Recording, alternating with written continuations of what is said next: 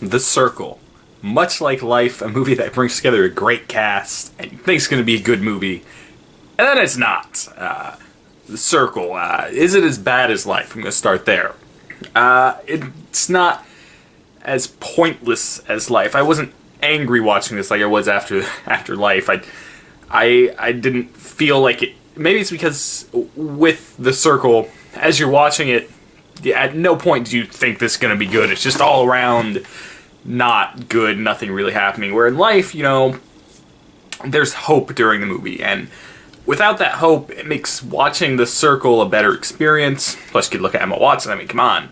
But the movie itself may actually be worse because there's just nothing really good.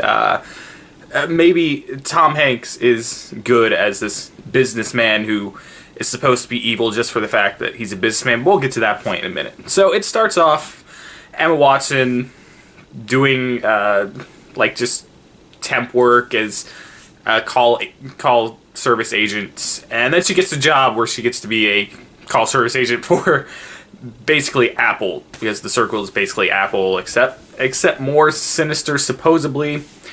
And that's the story you think you're getting set up, and it's setting up where it's like, oh man, all this watching technology is bad and this corporation's evil. But the problem is it never delivers on that.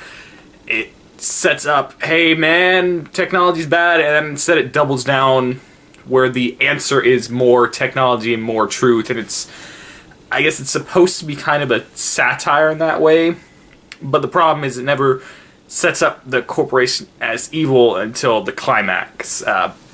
Literally throughout, you have Patton Oswalt and Tom Hanks, where, basically the only reason that you would assume they were shady is because they run this corporation, but if you look at their actions through the movies, they're setting up a ton of fundraisers, they're getting Emma Watson's parents on healthcare. I mean, everything they do is positive. They have reasons for what they're doing this. The one dude has a kid with MS.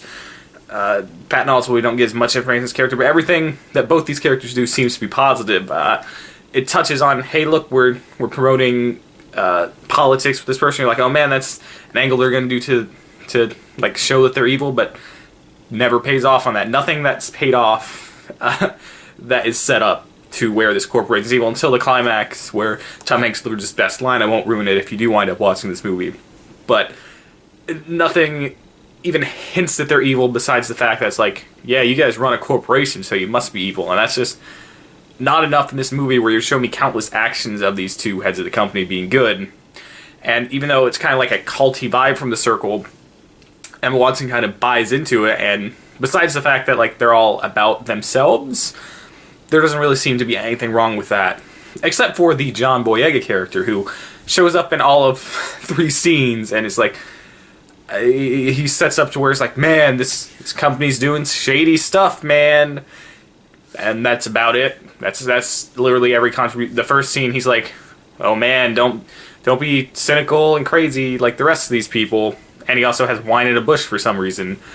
The second scene, he's like, man, this is where all the information's gonna go, and it's bad, man. And the third one, he's like, hey, I got these secrets for you, and expose them. And then when they expose the secrets, and we never actually see what the secrets are, so it still doesn't pay off. But that's another problem with the movies, as wasted talent.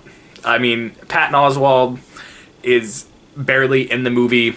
All his scenes Tom Hanks scenes are all good, but again, I would have liked to have kind of seen him playing a Two-Face character in a way, because we never really get that until the end, and it's still not explained why he's Two-Face. But before, it's just like, hey, he's a good guy.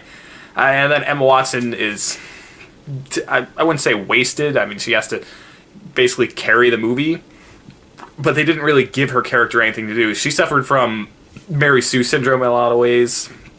Obviously not super overpowered, because this isn't like an action movie or something, but basically the only reason that she was special in the movie was because basically the script said she was special, why she became the focus, and the characters around her just made it worse. Like Karen Gillan's character was going through some drug thing or something. You really couldn't tell with her. It's just at one point she's super positive, and then it looks like she's getting jealous, but that's never paid off. Then she just kind of disappears from the movie, so she was wasted. She has her best friend character who you think what happens to him would push Emma Watson a certain way, and even that kind of doubled down in a way of pro technology that you wouldn't think this movie would. But the actor that played that, I don't know if he was just given bad direction or whatever, but every scene or every line he had in the movie, walking out of the movie, like, you would quote some of his lines because it was just delivered so terribly.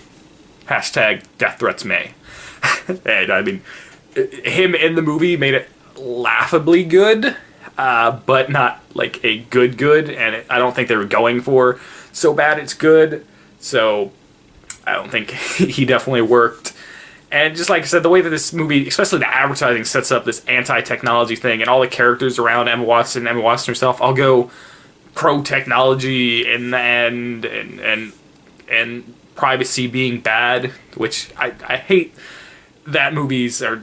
This is really a case of bad advertising, because you're advertising for a movie that doesn't exist, and in fact you're giving people the opposite. So false advertising in the worst way. Everything about it, not a good movie. As you notice, I didn't say all the spoilers, but I was free with spoilers because this movie isn't good. I mean, I wish it was good. I wouldn't say, like I said, Emma Watson was bad in it. I just kind of felt bad for her watching because, like, man, they didn't give you a script or people around you to help. It's like you definitely want to see Tom Hanks and Emma Watson act together, and I'm not really sure they did act together because it's kind of like they were almost in two different movies, and their interactions were cool, but they were few and far between, and I just can't with this movie. I really don't know what to give it because, like I said, I had fun watching it because there was definitely some laugh out loud moments that shouldn't have been there. But in a quality movie, and if I had watched it again, there's nothing like atrocious in it. There's nothing where I'd be like, man, that was horrible. It makes me angry. It's nothing like Ghost Rider 2, which is my least favorite movie of all time. I'll get to that in another video if everyone wants it. But there's also nothing really positive about it. But and you couldn't really tell what was going on. I think, but I don't remember what I gave Life. I think this is a lower score than Life, but I would also recommend watching this more than Life because you'll at least have some fun watching it. But as a quality of a movie, it's only 2 out of 10. Yeah, it's just not a good movie. But you get a look at Emma Watson. That's great. Emma Watson's great. Tom Hanks delivers a really awesome line, which I think was supposed to be funny. So maybe that's the one that was supposed to be funny. And like the first 10-15 minutes sets up, hey, maybe this can be a cool anti-privacy movie, but it's not. It's just not. So have you seen Life? If so, I'm sorry. Let me know what you thought about. Maybe you disagree. Maybe you love this movie. Why? Please explain to me why. Explain to me why you love this movie if you did. And if you hated it just like me, what? I guess I couldn't even really say hated it. There just wasn't anything to hate. If you just felt like there wasn't a movie here, let me know down below. Please like, share, and subscribe as always. And I will see you guys hopefully Friday for my Guardians of the Galaxy review. See ya.